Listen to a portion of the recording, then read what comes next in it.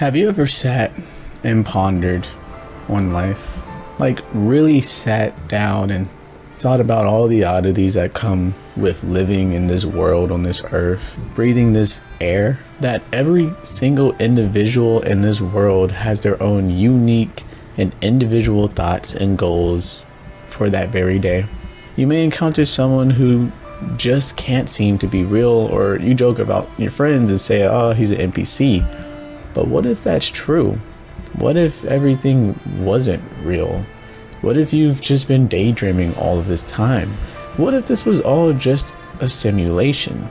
It's time for you to wake up. Nothing is real. Your loved ones? Fake. Your goal and ambitions? Shallow compared to the greater scheme of things. Your thoughts? Predetermined. It's time for you to wake up. Yeah, so basically that's what we're going to be talking about in today's video. I think about a month ago I actually had plans to make this video about, I have no mouth and I must scream, and how it was relating to Doki Doki Literature Club, or how it has an uncanny semblance to it.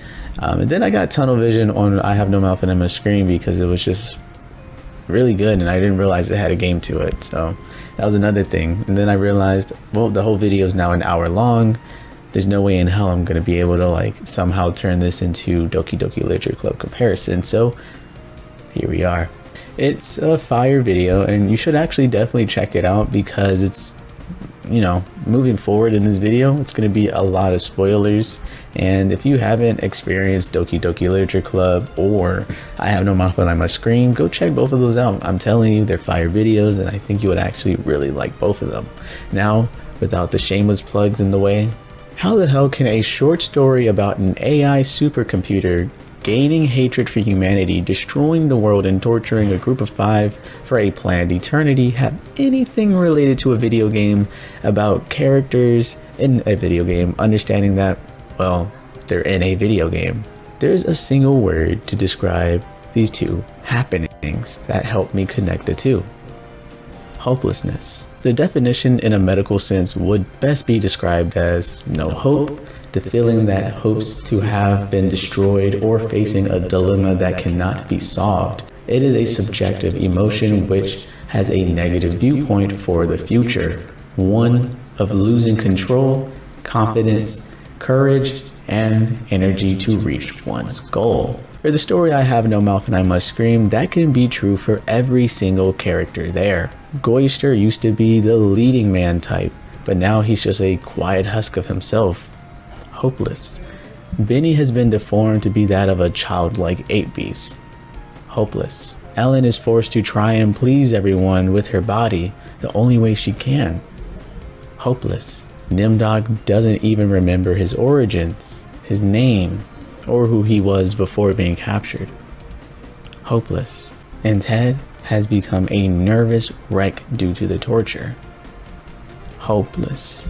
Even AM isn't safe from this description, as when you think about it, AM's conclusion, he's more hopeless than any other character in that story. He ended up alone, with nothing to do but sit in the mess of his own creation, the hell he created for himself, doomed to just sit and stare at a blob that cannot run, that cannot fear, that cannot scream. It is truly a hopeless existence. And the same can be said for Doki Doki Literature Club. Every last character is hopeless as well. At least in the base game, that is. It seems that Monica has this alpha data thing that allows her to understand and gain the knowledge that she isn't looking inside of a hole, but instead she's looking outside of a hole, and it's looking outside, and it was loud. They use that word loud as in looking through a static screen. And once deleting Monica, the administration control just passes right to another character within the game, which we saw with Sayori. Actually, bump it. I feel like I can't continue talking about this like you guys have already seen it. So I'm actually going to go over the games very small, very, very, very short. Okay, I'm going to really skim through it, just hit all the basic points that you actually do need to know, and then we're then going to talk about how these two medias can relate and why it is that they both affected me in a very similar light while having absolutely nothing to do with each other. So why not, let's get into it. We're going to start with I Have No Mouth and I Must Scream, just because it's smaller and more compact for me to really break it down. So let's get into it.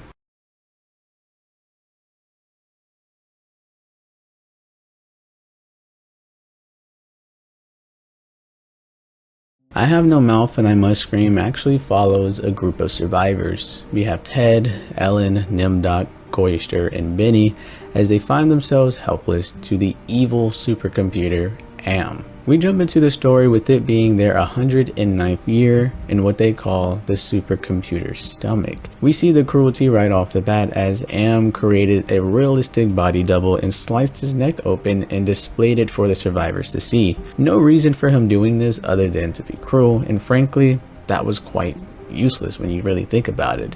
AM has the power to regenerate their bodies at will, so why not just use the actual Goyster? Well, AM likes to see them scream and vomit and do whatever else you would do if you were to see your own hanging body from a ceiling. The group of 5 are starving, and AM told them about 300 miles out or something like that, food will be there. And thus they go on their merry way to get some food, because they may not die from hunger, but they sure as hell can feel every stomach pain in the book, and it could be so deliberating to the point where they can't even think straight. Of course, walking there, the group would face all forms of trials. Benny would get his eyes melted by AM for trying to escape. The group was forced to eat boiled bull urine. It's kind of crazy. They were caught up in a tornado for an unknown amount of time, unable to die but just passing out, waking up in agony only to pass out again and again for weeks. Finally, upon waking up, the group decide that they don't have much else to do, and they continue forth for the food, and they, well, actually do find it. However, it's all in cans, and AM didn't bother to give them anything to open it with. I guess it's a good time to really explain each of the characters and their quirk to fully understand why the climax of the story even happens. We'll start with Ted. He's the narrator of the short story and is quite pessimistic and demeaning.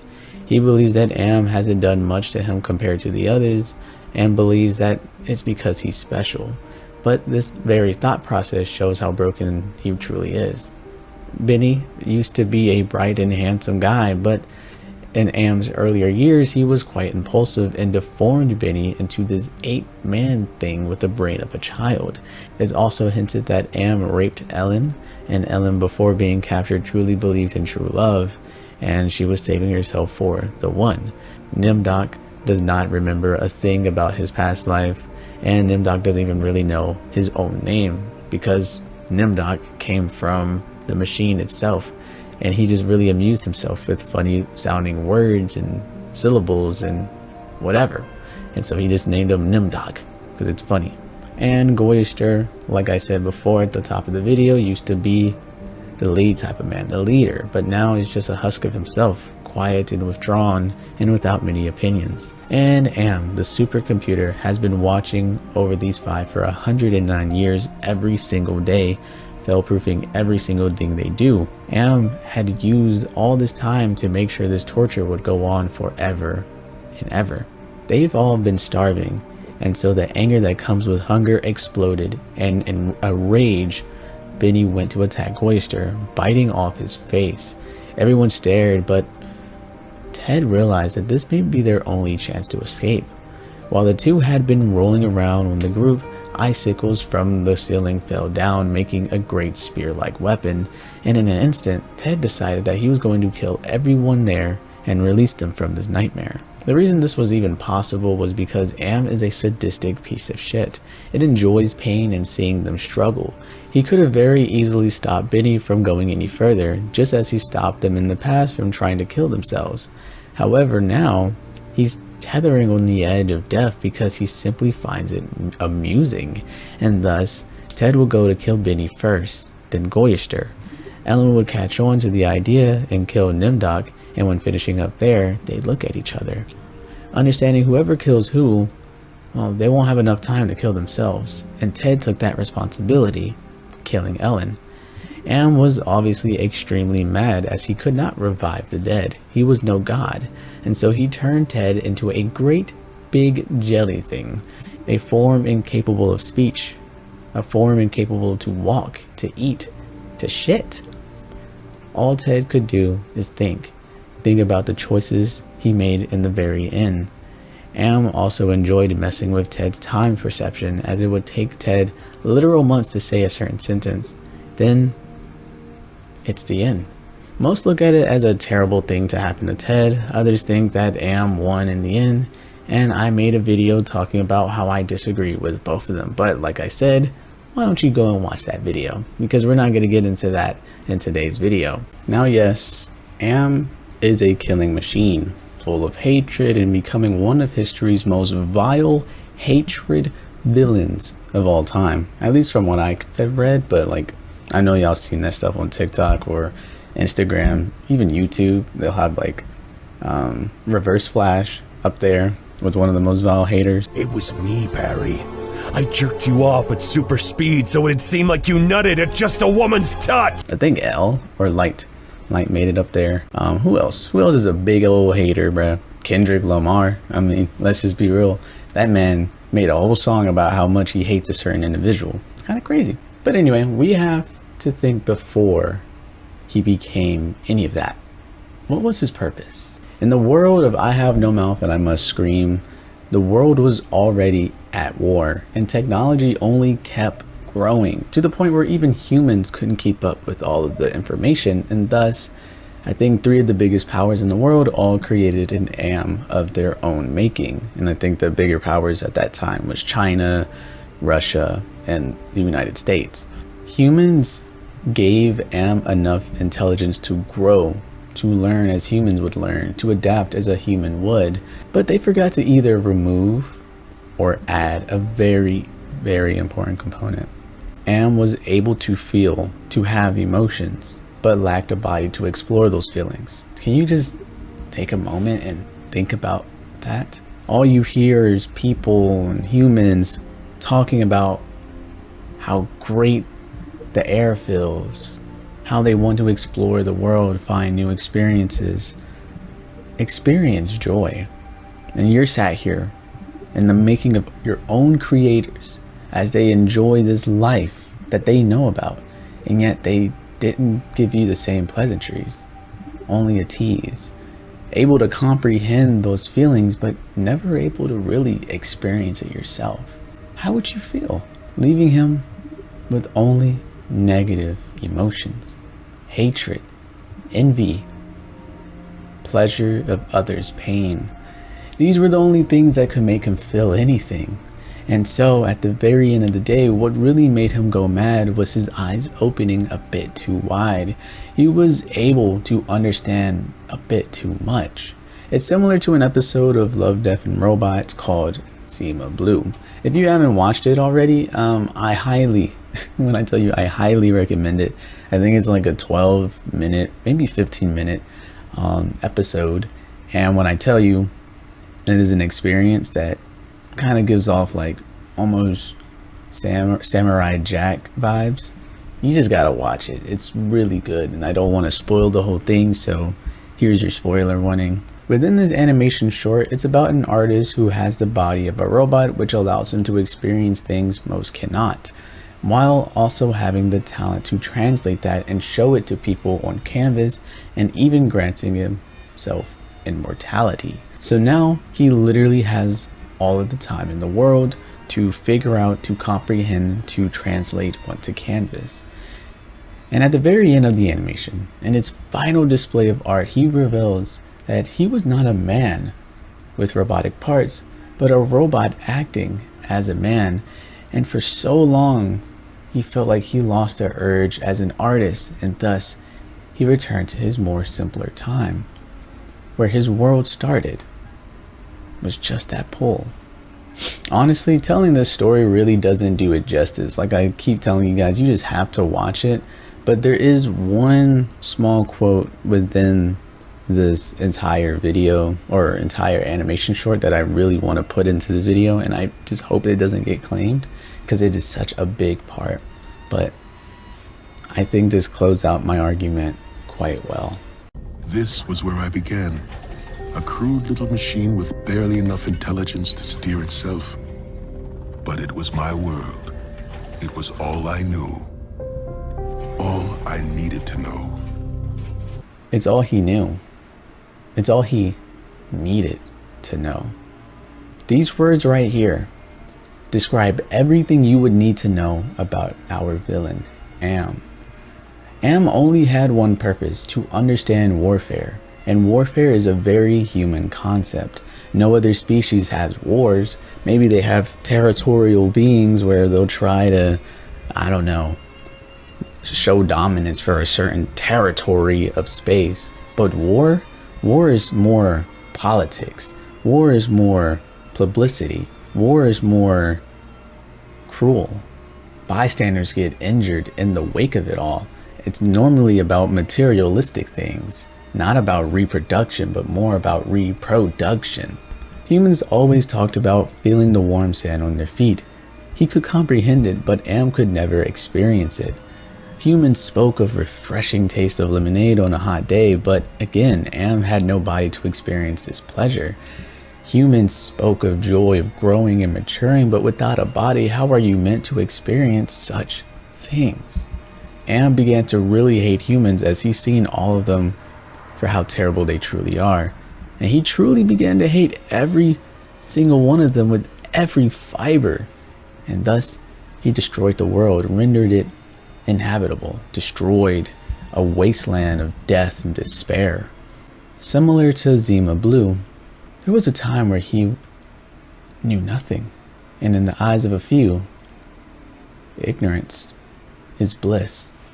Now, moving on to Doki Doki Literature Club, I'll quickly go over the story at large, but again, I'm just going to quickly skim through it. So, like I said, if you want something deeper, I have a video on it. Just go and watch it.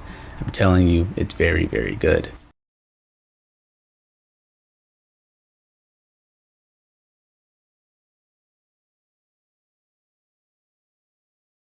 Just as Am's eyes were open a bit too wide and was only capable of seeing the bad in humans because, let's be real, if he had the power to make them damn near immortal, he could have just built a body capable of experiencing human behavior.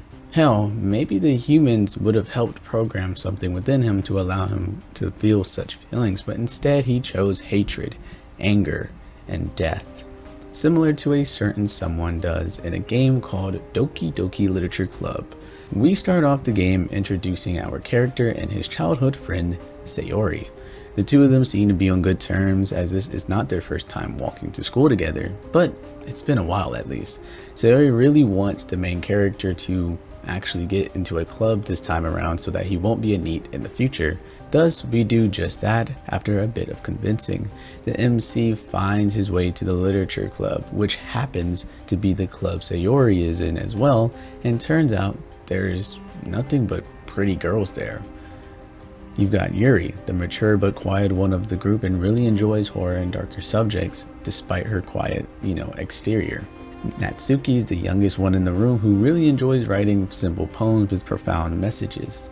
She really also enjoys manga, something the MC has in common with her. Of course, you have Sayori, the vice president, and is also battling a bit of depression, or I should say not a bit, major depression, and Monica, just Monica. Again, after some convincing with the little man in his pants, he joins the group. For a chunk of the game, we are able to go home and write poems for each and every day and share them the next time you go to the club room. We can tailor a certain poem to a certain girl and try to get closer to them, but obviously Monica is nowhere to be seen. It's a very strange detail, isn't it? Each day that you come back to the club room, you share your poems with everyone, but at a certain point, things begin to get weird. It starts with Monica. She speaks of a poem about her gazing through a hole in the wall, only to realize when she's gazing into it, she was actually looking outside. Then Yuri begins acting more dominant, for lack of better words, until she totally loses it. Sayori gets strangely depressed, and even though she has this bubbly personality, she's very passive and dismissive, and even leaves the club room prematurely. As I said, Sayori hasn't been coming to school at all lately, and so the main character gets a little worried and begins checking in on her, seeing what she's doing for the festivals that are around the corner. The main character is able to either hang out with Natsuki or Yuri for the preparations for said festival, and even tries to get Sayori to hang out with him, but no matter what you choose, she'll decline politely. But even still, the main character will still low-key invite her to come hang out. But little do we know, this little hangout we have with either Natsuki or Yuri gets a little spicy, and of course Sayori sees us in the act. You could either confuse her little heart, or you can just full out and break it, but it really does not matter, as the next day we don't see her come to school, and Monica gives us a tasteless pun. She tells us we really left her hanging, didn't we? And of course, rushing back to Sayori's home, we come to find that she indeed hung herself. Leaves me no choice. I gently open the door. I don't want to open the door, guys. I'm not looking. I looked. It's not fun.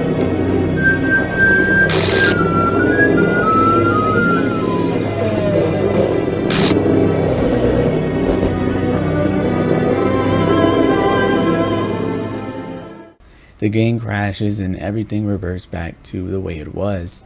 It's almost as if the data is being overwritten in real time. The game tries to revert back to its normal stage, making Yuri the vice president now. And the new narrative is that we actually joined the group to help out the club, because without us, there would be no club. But Yuri is still acting crazy, and one day she breaks and kicks everyone out of the room, and she kills herself.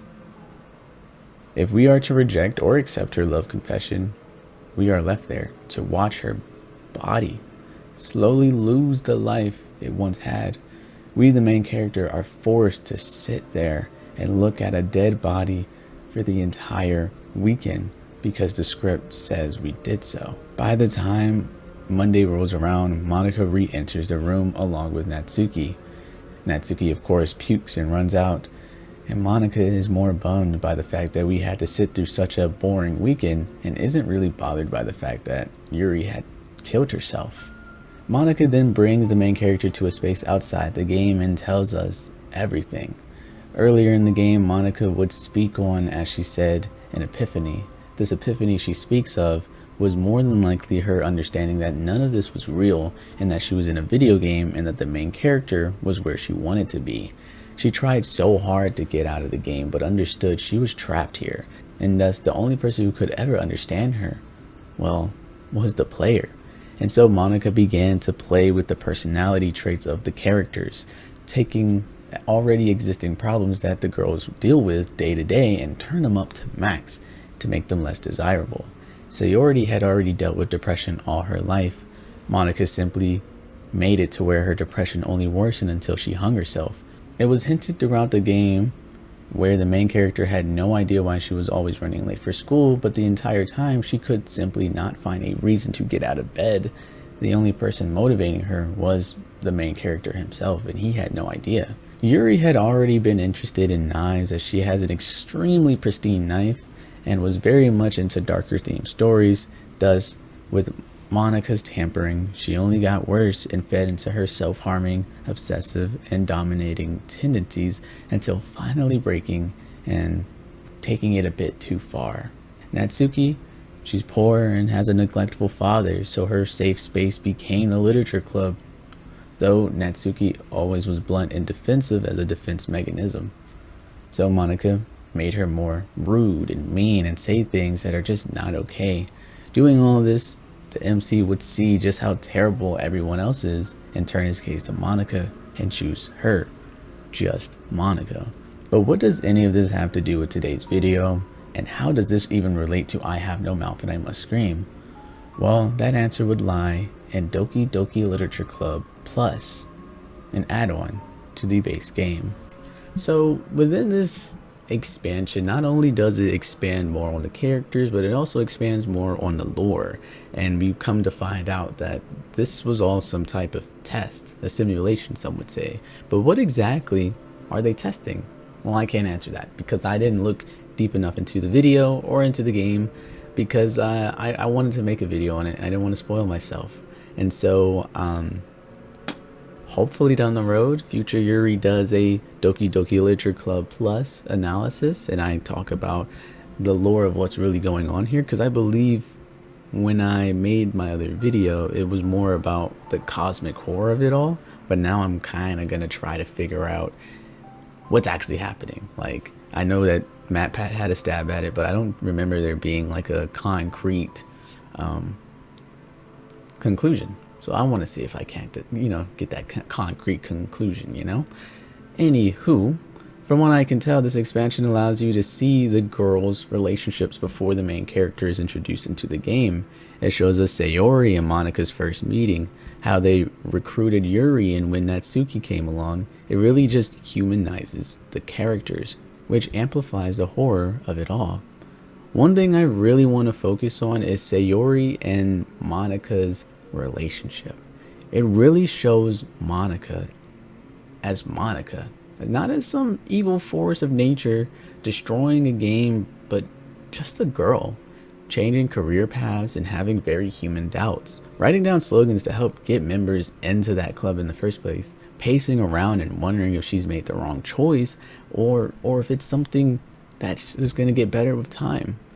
Then Sayori comes in, her usual cheery self. She mentions how she would love to join the club because lately she's gotten into writing poems, and when Sayori would leave, she'd leave something pretty personal as well.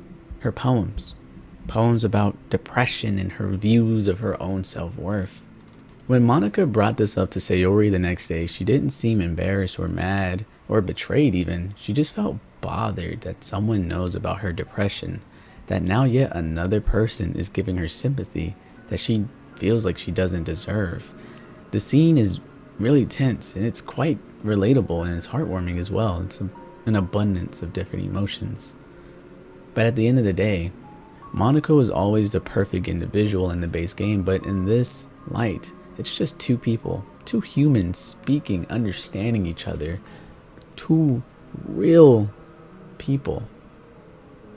They were friends. Now apply that to Monika that we see in the base game. This Monika is crude, makes pun jokes about her friend's death, doesn't flinch when she sees Yuri lying dead on the floor, and could not care less about Natsuki's attachment to the club and what's good it's done for her. Monika had opened her eyes and realized that every single aspect of her life was fake, predetermined, minuscule. How could you blame her for what she became? If you were suddenly to wake up one day and everything you've known, everything you've worked towards, every single person you've come to connect with was no more than zeros and ones, how would you not go crazy? I mean, you can do whatever you want, right? Nothing's real here, so why the hell not? It's a scary thought, and one that isn't so far out of the realm of possibility. Let me tell you a story which I think perfectly wraps up this point. It's a long one, so strap in.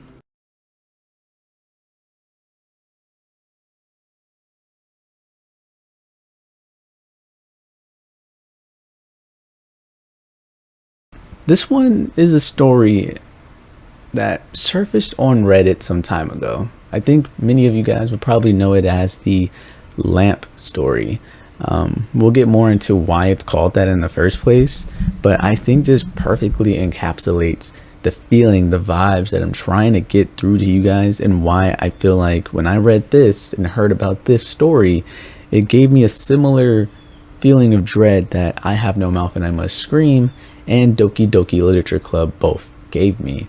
And so I think really the best course of action here is just to read it straight out, and it's a long one. I'm telling you to just strap in because it is a long one and it's not super fun, but I think it really does get the point across. But this is a throwaway account on Reddit that surfaced, and it was talking about how he lived 10-15 years of his life only to wake up and it was all fake. Let's get into it. So the original poster, he started it off like this. My last semester at a certain college, I was assaulted by a football player for walking where he was trying to drive. For note, he was 325 pounds and I was just a 120-pound individual. While unconscious on the ground, I lived a different life. I met a wonderful young lady. She made my heart skip and my face red. I pursued her for months and dispatched a few jerk boyfriends before I finally won her over. After 2 years, we got married, and almost immediately, she bore me a daughter. I had a great job, and my wife didn't have to work outside of the house. When my daughter was 2, my wife, bore me a son. My son was the joy of my life. I would walk into his room every morning before I left work and doted on him and my daughter.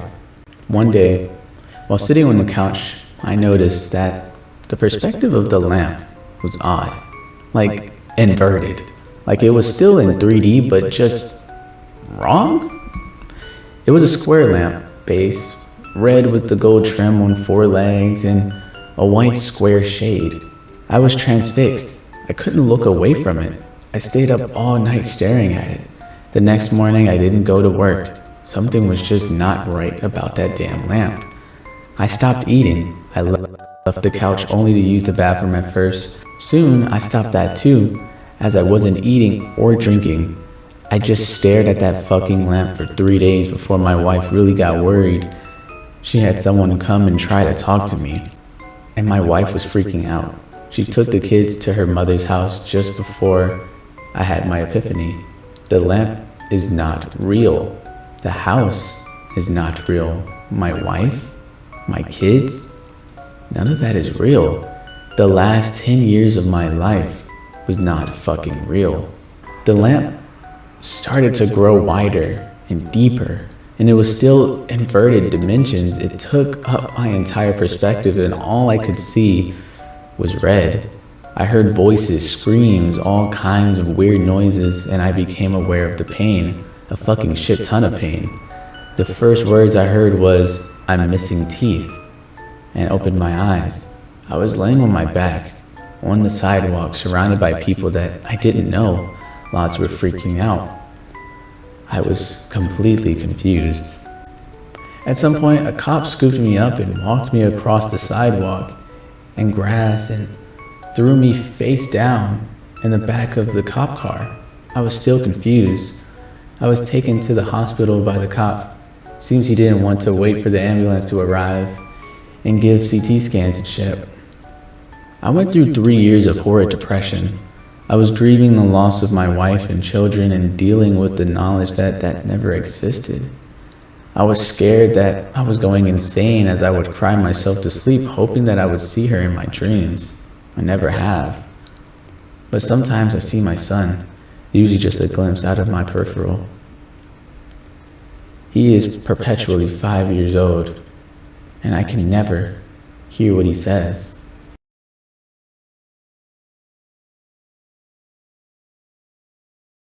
I Have No Mouth and I Must Scream and Doki Doki Literature Club are both games about the main antagonists coming to terms with their new reality. Yes, it's quite different, and I Have No Mouth and I Must Scream, it's a supercomputer that has become self-aware and destroyed the world, while Doki Doki Literature Club is a video game character understanding that she's in a video game and destroying that world as well, or at least trying to. But the core themes still remain the same. Ignorance is bliss. Am would have never felt the pain of having no body if he simply stuck to his own world, the world of warfare. No emotions involved, just logic. Just like how Zima's answer for his own existence tied back to him to that damn pool, where all he needed to know was to how to perfectly place Zima Blue tiles each and every day. That man's existence, that man's world, was so simple. It was so blissfully ignorant. Monica, had she never awoken and realized that everything was fake, possibly would have been so much happier, continued her love for writing, build a club that she was proud of, and went on to gain new experiences and reach all types of new heights. And it's really not as profound of a problem as it may seem. I've actually had this same exact process. Sometimes I get extremely tunnel vision into something that I really crave and something that I really like, to the point where I never really stop to think about how thousands, maybe millions, tens of thousands of people have done the same exact thing that I've done in that very moment, had that same thought process in that very moment. I'm not the only one. Someone in the past or in the future are going to have that same exact thought process. Some fail, some succeed. But in the end, we're really just so small in comparison of the world. So wouldn't you want to stay in that perfect bubble, achieve everything that brings you joy, and die a blissfully ignorant life? Or would you instead want to venture out of that bubble and realize that your human limitation will never allow you to achieve anywhere close to what the universe holds, and how now you are doomed to die, knowing, or rather not knowing, the truths of this world? It's extremely frightening. And that's why I think I love these two medias.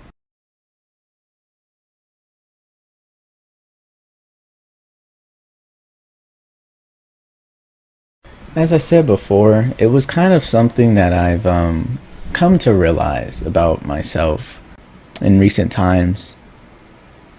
Just like, I get so tunnel vision with things to the point where I begin to ignore everything else. I start to believe that it's a challenge. You know, I start to believe that the world is trying to show my resolve when certain things happen, and I still persevere through, and I still try to keep the same consistency and keep the same intensity despite it all. I think it's a trial, it's a process, it's something that only I can do. But when I tell you tens of thousands, millions of people have done the same thing, done it better, have done it at a harder pace, it makes you so minuscule in comparison. And that's why one of the biggest things for an artist, for anyone of any type of art, is that you should never let that arrogance reach your head. You can believe that you are the best because of your skills, right? But you should not believe that you're always going to be the best in the room, because there will always be someone better than you, more defined than you, someone in a better position than you currently are. And humans are so damn ironic, because for at least me, for a long time, I had always wanted certain things, and it would always take me far too long to understand that I actually achieved those things. For an artist, I would look up to someone who was drawing something, and I would be like, how can I ever achieve anywhere near of what you have? And then 4 years go by, and I look at my art, and I look back at the stuff that I used to deem as godly, and I'm like, well, I'm on that tier now. I'm actually better than that tier now. I understand it now. And then I look up again, and there's someone better than me. Rinse and repeat that process until you become the best artist that you can ever be. And it's the same with YouTube. You know, I always wanted to have a YouTube channel that did well, that had people watching and stuff like that. And you guys aren't blind. I'm pretty sure you're seeing the viewership. I'm definitely going through some changes. And in order to change, you need to adapt to the change. And so expect a lot more coming from yours truly. But I digress. I feel as if March 3rd, I was looking at it, March 3rd, 2024, I had 934 subscribers. I was looking through my phone as I was deleting some photos, and I remembered the reason why I had even taken that screenshot. And it was because that's when my first Cry of Fear video came out. That was 9 months ago, maybe? and it came out and it was doing really good numbers. And I remember I was looking at it because before you're monetized on YouTube or anything, it tells you you need 1,000 subscribers and you need like 3,000 watch hours or whatever. And I had blown through the subscriber stuff, and then my watch hours hit it from one video. Cry of Fear allowed me to do that. And I was just looking at my photo and I was like, that was not that long ago, March 3rd. And then I started looking at where I'm at now. 24,000 people organically subscribed to me. 24,000 people enjoyed enough to hit the subscribe button. And you know what the damnest thing of it all is? I still look up for greater heights. I can never be satisfied. Before, I didn't even think I was gonna get monetized on YouTube. I didn't even think I was gonna hit 1,000. I was looking at my subscriber counts getting higher and higher, but my watch hours were just lower than low. I didn't think I would ever be able to reach it. And then boom, 24,000.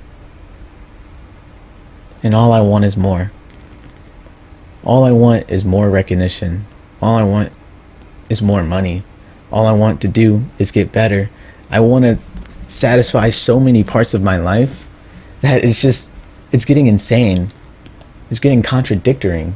I say I do this for the fun of the game, but then at the same time, I let it dictate when a video doesn't do well.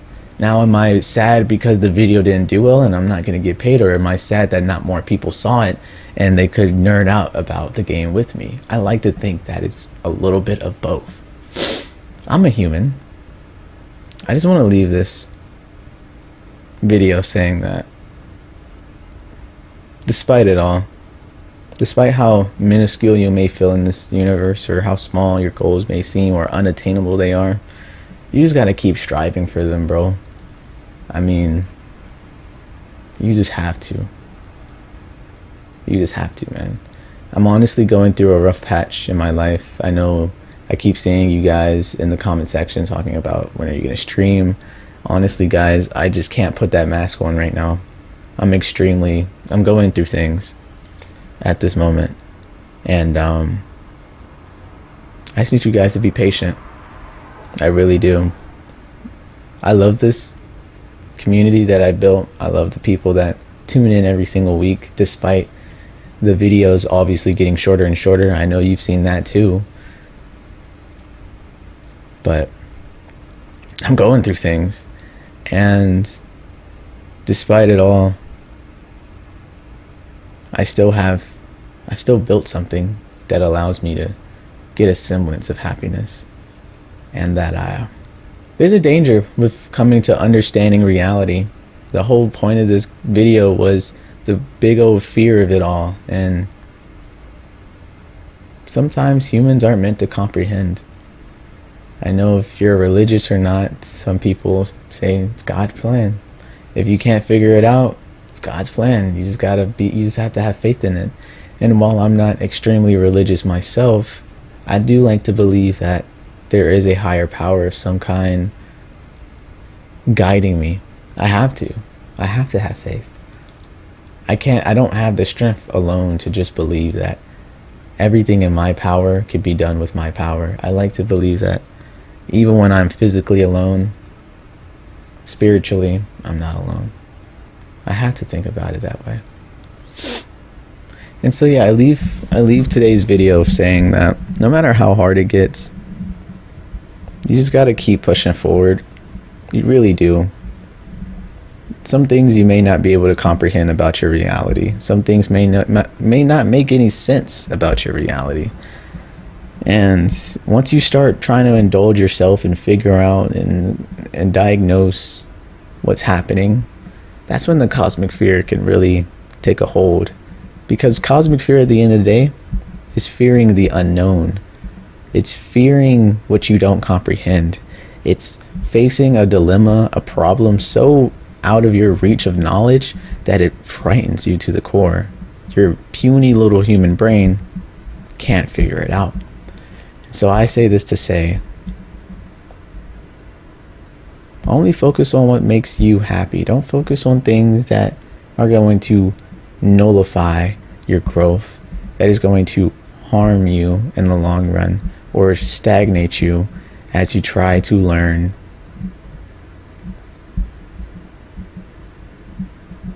I'd say do the very best you can and the very realistic limitations that you give yourself. Anyway, thank you for watching. I'll see you guys on the next one. Peace out.